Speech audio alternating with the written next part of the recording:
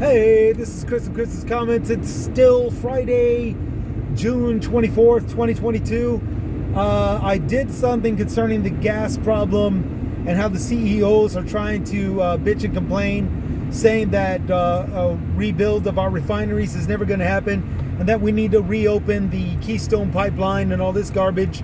And so far, it's fallen on deaf ears, thank God.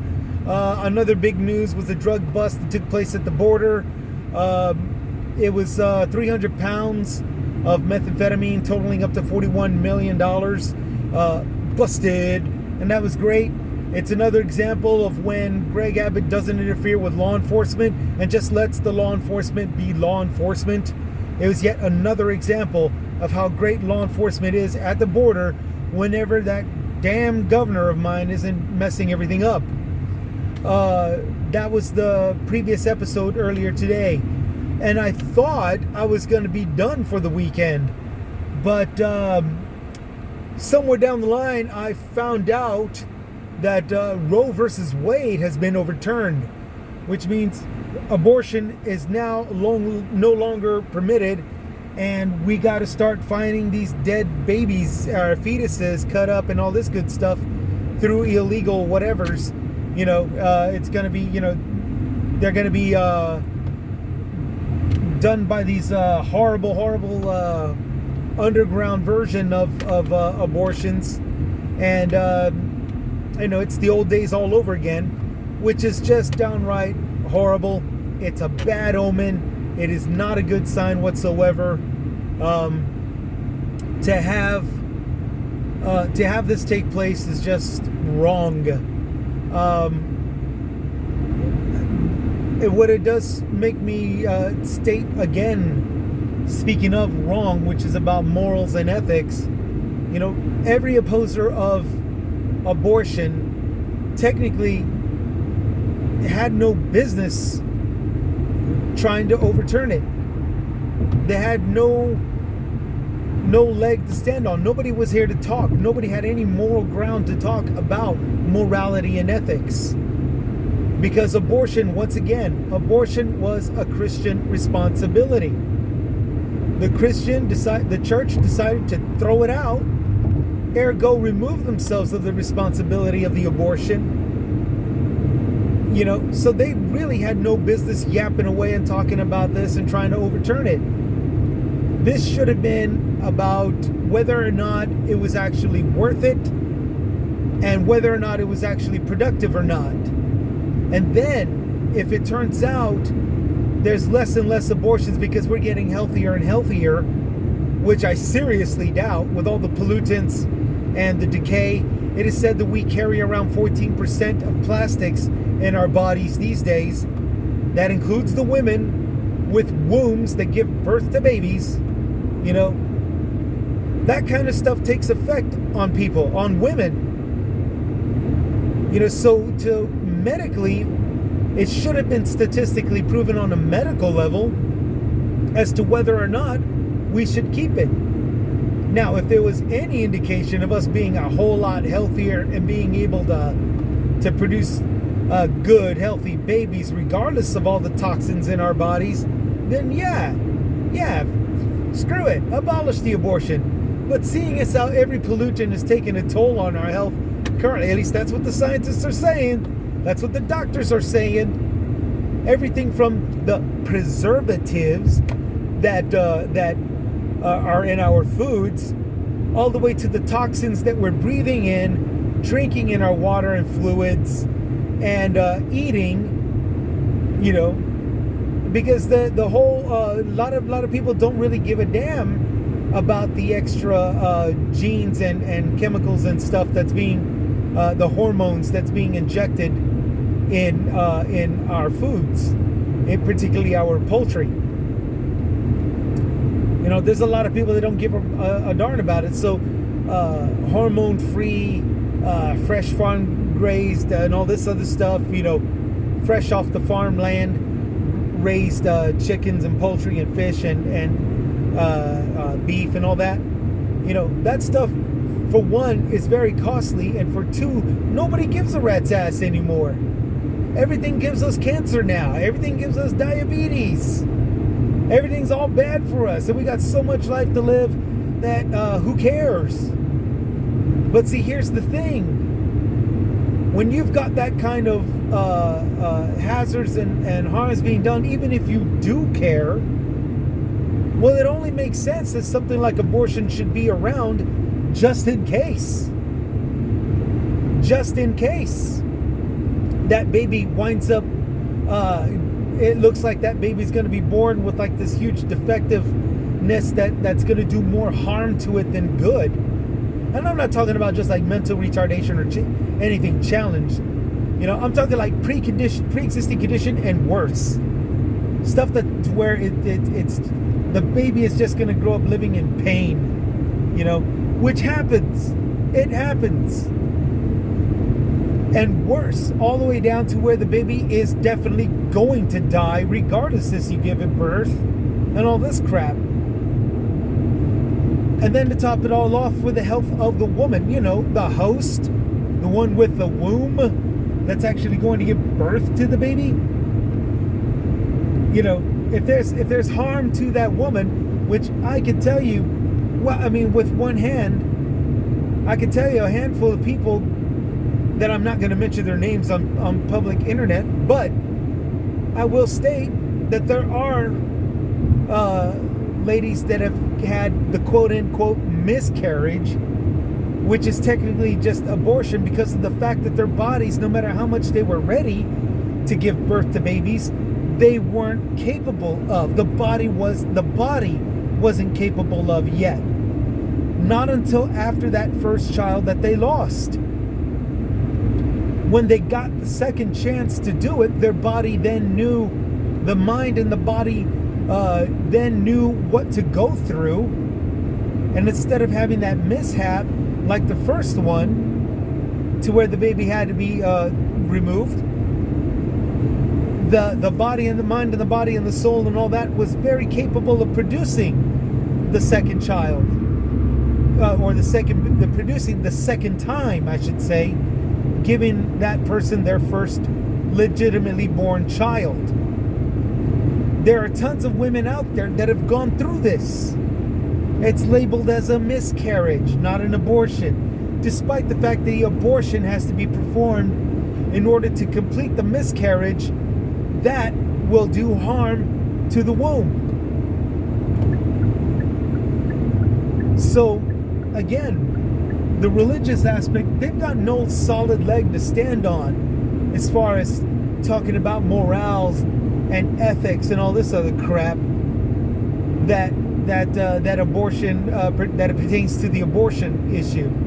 They've got no business speaking anything about it, just simply because they threw the responsibility of that out the window. It was a Christian faith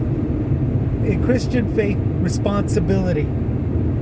And they threw it out the window back in the year 1917 was official, but before that, when it started in the year 1869, that's when the cause for it to be removed and not have it the church's responsibility started, and it became official worldwide in 1917. To this day, it still boggles my mind how anybody listens to Christians or anybody of the religious faith that says abortion is murder. They are stupid, they don't know what they're talking about, and they just don't either want to admit or they don't even remember that it was a responsibility that they threw out the window a long time ago. Ergo, they have no say-so into this. And as far as those that says, well, I don't like my tax-paying dollars going to it. Yeah, well, there's a lot of crap that taxpayer dollars go to.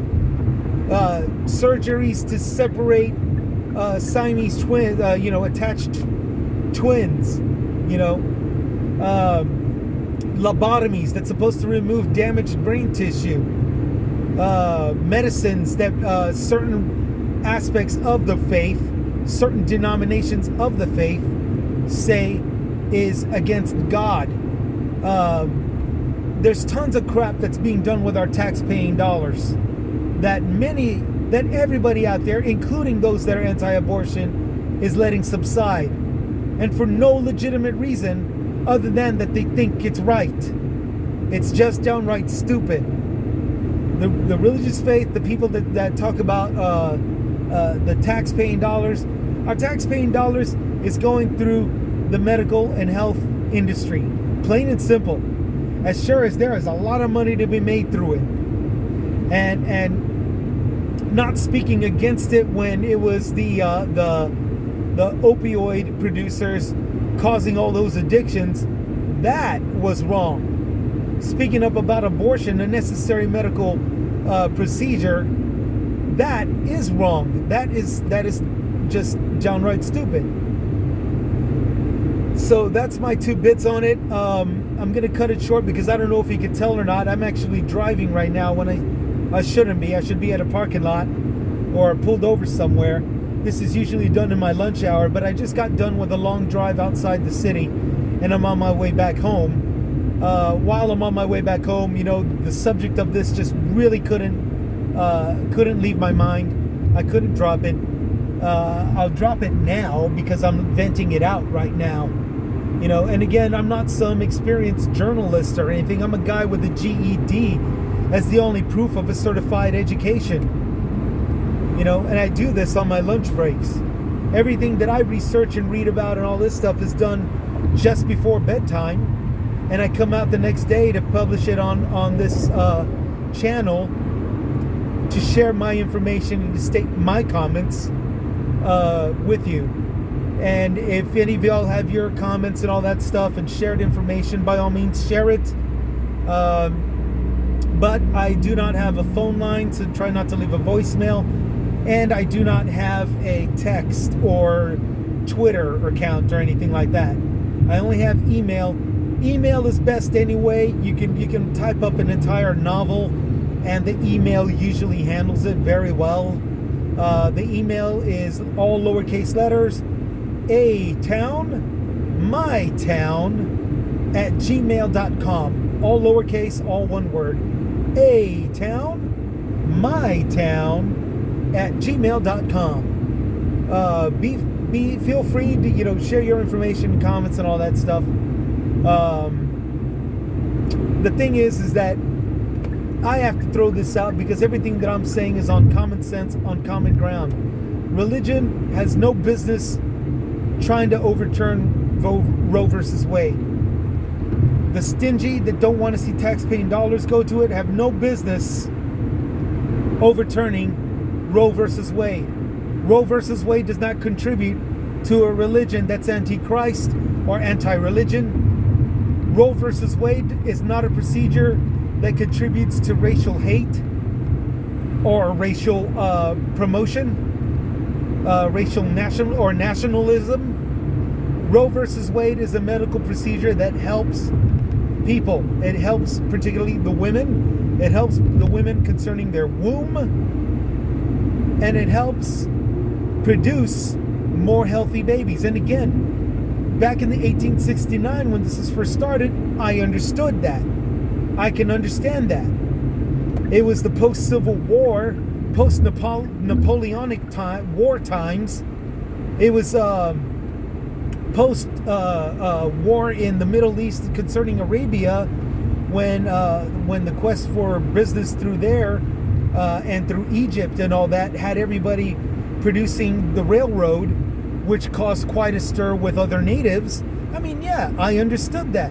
A lot of good Christian people out of these good Christian countries, Christian faith-based countries, got killed, died in wars, died of sickness, died of whatever, in the name of entrepreneurship, in the name of industry, in the name of war, in the name of patriotism. There were a lot of Christians in Christian countries, Christian-based countries, that lost their lives. So the population decreased. So I understood it. I understood the church saying, hold up on that abortion, let's see if we can get it going. And the sole reason why the church was even doing it was because of based off of the quickening, whether the woman could feel the heart rate of the child or not. The woman goes through the quickening, it means she knows that the baby is formed and it's on its way to being born, and that it's on its way to being a good, healthy addition to our Christian society, Christian-based society. So for 1869, the start of the anti-abortion thing, or at least the church saying, no, let's hold up on that. Of course, that's understandable. 200 years more or less has gone by. And we're an overpopulated, not only Christian-based society amongst many nations, but all throughout the world. It should be, and to top it all off, we have more toxins and disgusting chemicals in our bodies just off of plastics alone. Not to mention the stuff that we eat and drink that's nothing but a bunch of crap that leads to diabetes or cancer. Not to even in our water. Old water pipelines and stuff that contain chemicals from calcium to lead still in this day and age. And other kinds of bacteria, we've got a lot of stuff like that's still taking a toll on our health. So how in the name of God, well, no, let's not throw religion into this. How in the world is it that abortion shouldn't be, not only be permitted, but should be